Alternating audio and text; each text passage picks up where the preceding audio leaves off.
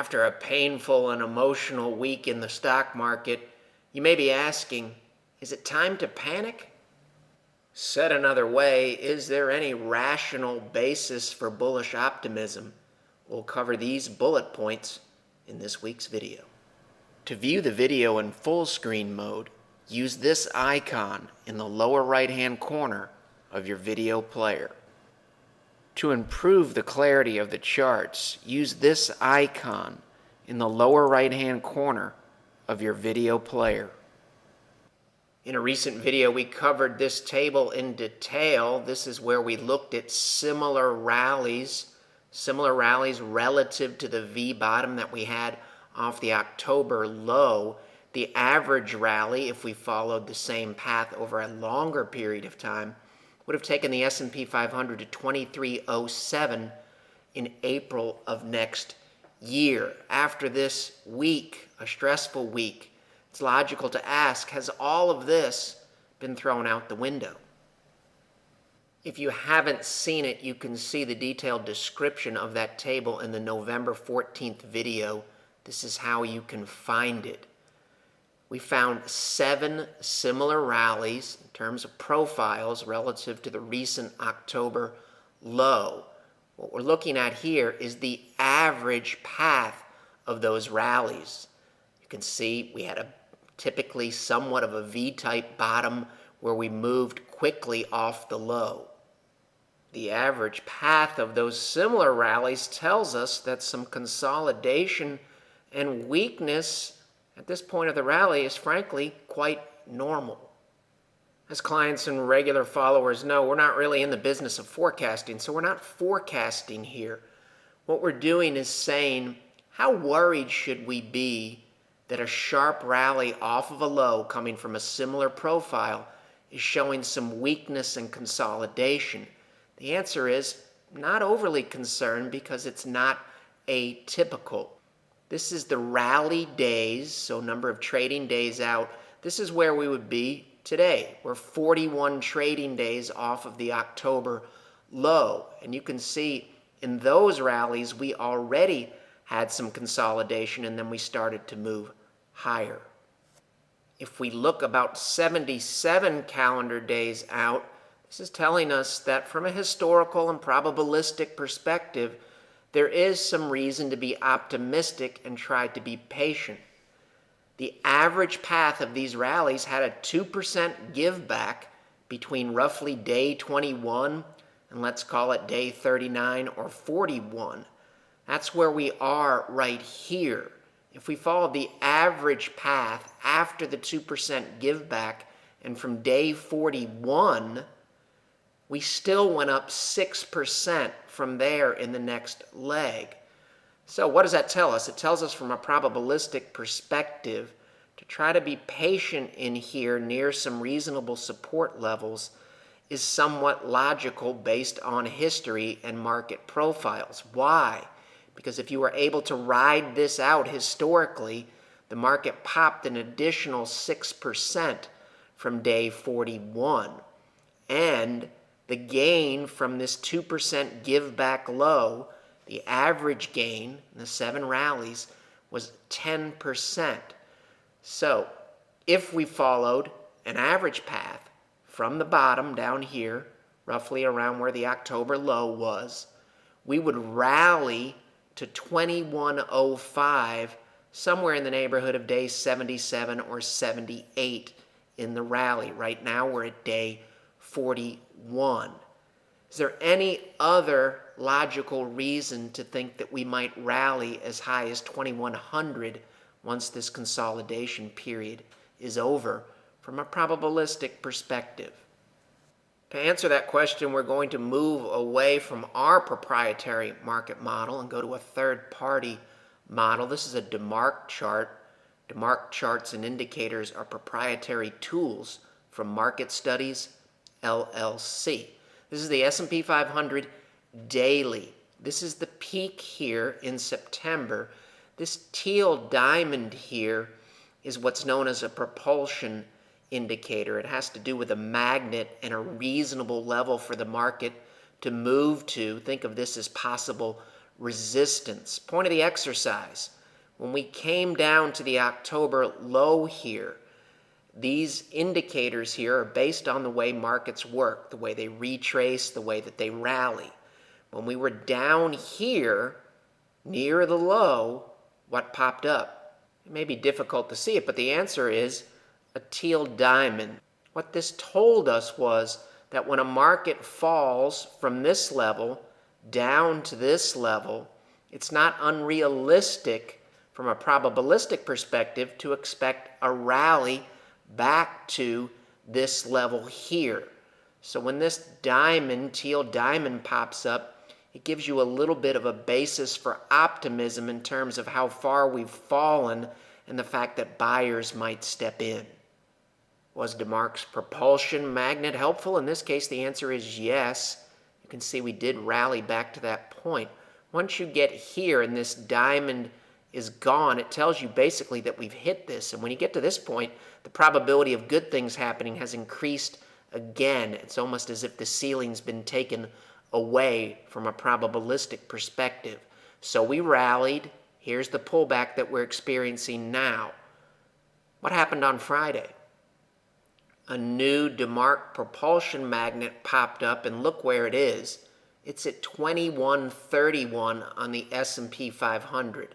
What does this tell us, and what does this tell us? First, this says that when a market moves from here down to here, or even down to this range, that it would not be unusual from a probabilistic perspective to find its footing and then rally to this teal diamond. Notice 2131 matches well with the 2100 plus figure that we just went over in terms of the similar rallies where they might have taken the market from a historical perspective in terms of projecting the average move. So what does all this tell us going forward?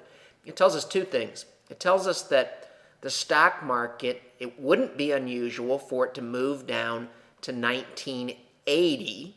Wouldn't be unusual for it to find its footing between here, Friday's close, and here, and then have a realistic chance to rally all the way back to 2131. Is this a forecast? No, it's just a probabilistic projection giving us an idea about realistic outcomes. So it's not all gloom and doom. The next question that we're going to address is, what do the present day trends look like? Do they also align with, from a logical perspective, the possibility of a strong rally? This is the S&P 500, this is the 50-day and the 200-day. We use the 50 and the 200 because they are common moving averages. The market model does use them, but it uses a lot of other inputs as well. Point of the exercise here. This is the 50-day in blue. This is the 200-day. This is a high-risk profile here. We have the 50-day below the 200-day. The slope of the 200-day is rolling over. Prices below both the 50 and the 200.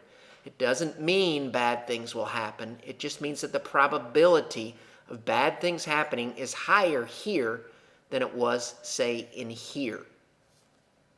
Similar concepts. This is a daily chart of the S&P 500. This is the peaking process before the financial crisis. The stock market peaks here. Notice the 50-day moving average in terms of the trend made a lower high, and we also have a high-risk look right here, and then bad things happen. 200-day rolling over, 50 below, price below, both. It doesn't mean this will happen. It just speaks to probabilities.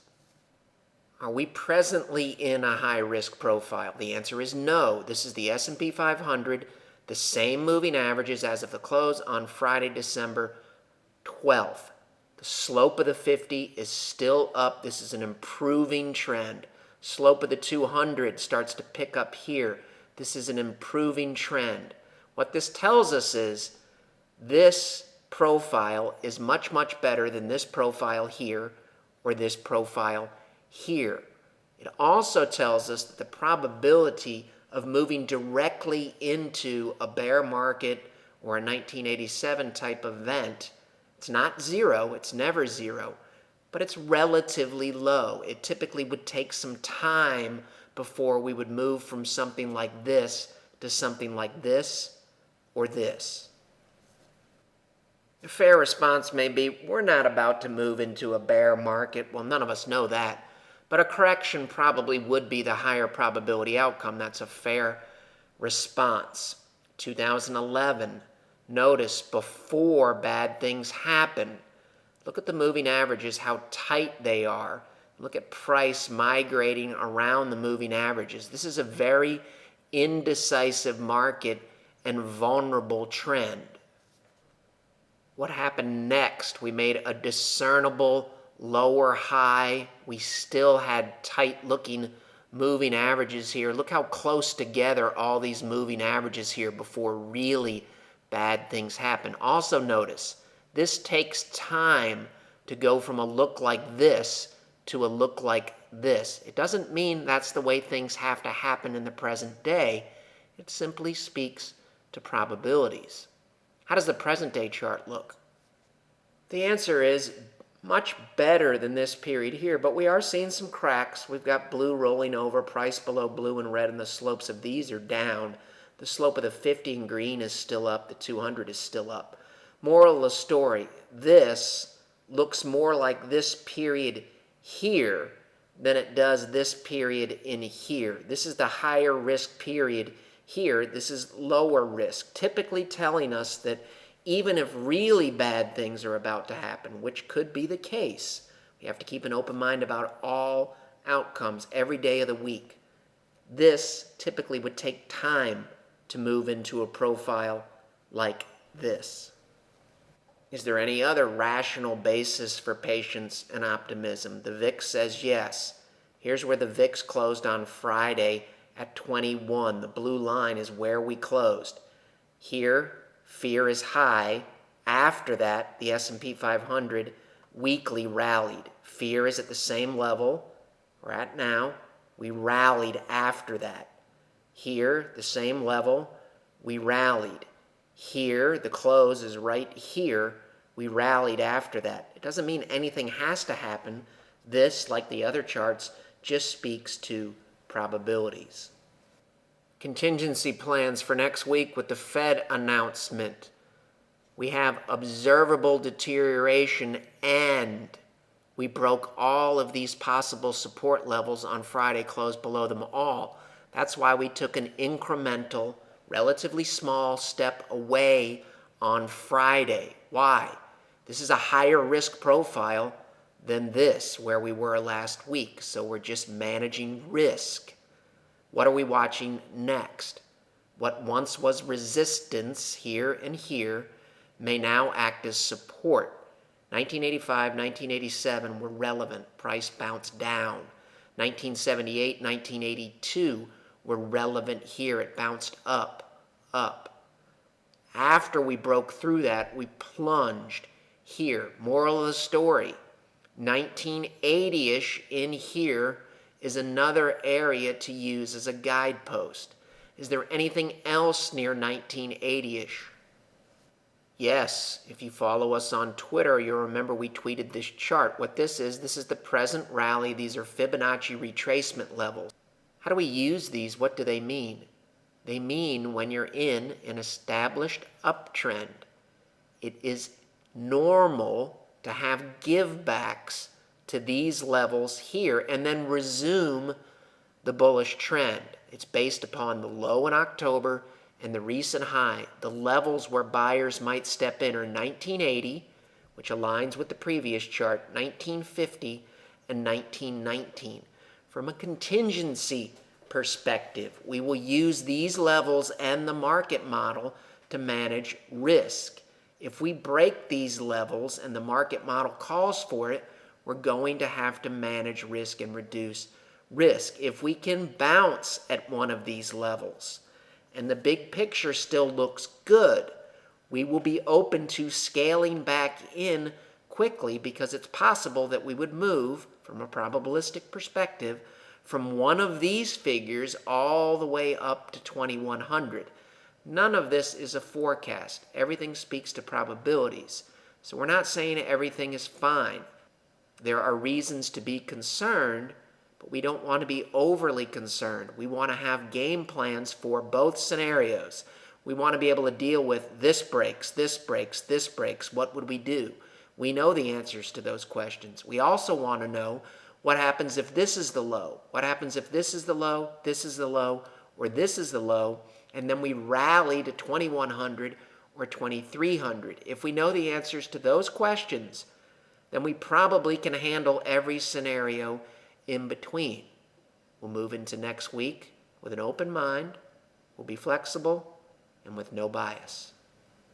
Before we close here, it was a difficult week for bulls and it was a difficult week for the market model. Let's review what we've done. If you're a client, you know that we started scaling out when we had this pullback to the October low on September 23rd. After the market model started to reduce risk, the S&P 500 dropped an additional 162 points. When the observable evidence started to improve, the model started to scale back in. Here we bought intraday, I believe this is October 22nd. After the model started to buy, we gained an additional 155 points. We're now at day 36 of the rally. Here, this is where weakness started, and we're at day 41 today. The moral of the story is we really can't grade the market model yet. We have to see what happens. The model's done a good job here reducing risk. Could we sleep better when we were down here? Absolutely. We had lower risk, and if we rolled into a bear market, we were better off. Did the model logically start to scale in at a reasonable level? Yes. We scaled in, started scaling in here. We gained an additional 155 points. In terms of the report card for this correction and this rally, the jury's still out. If we rallied at 2100 or 2300, then we're probably going to get a good grade. If the market rolls over, the jury would still be out, because if we roll into a bear market several months from now, we might look back and say, wow, that model was extremely helpful. So we just have to be patient.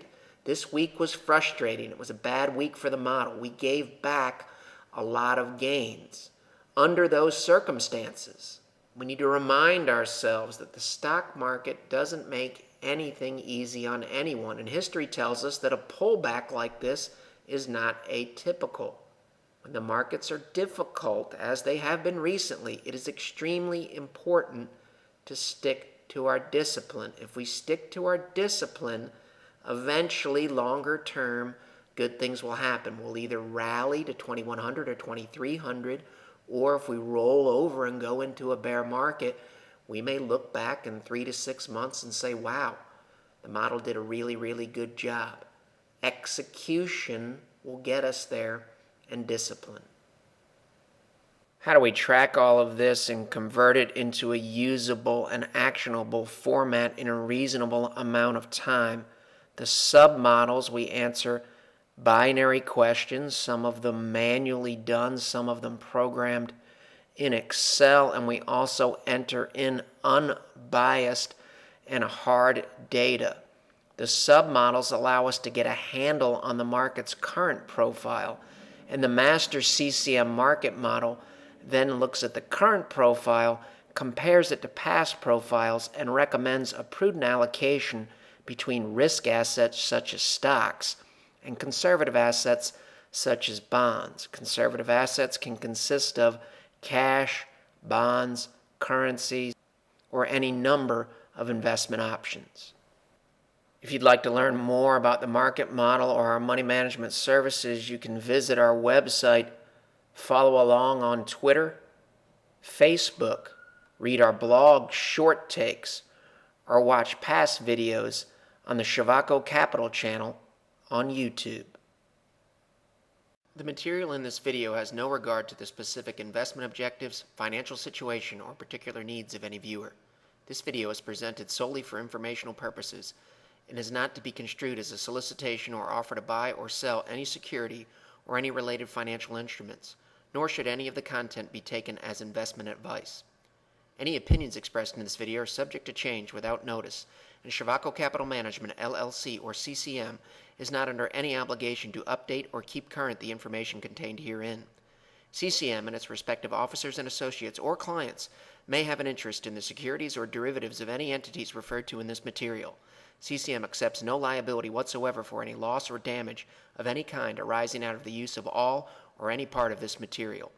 We recommend that you consult with a licensed and qualified professional before making any investment decision.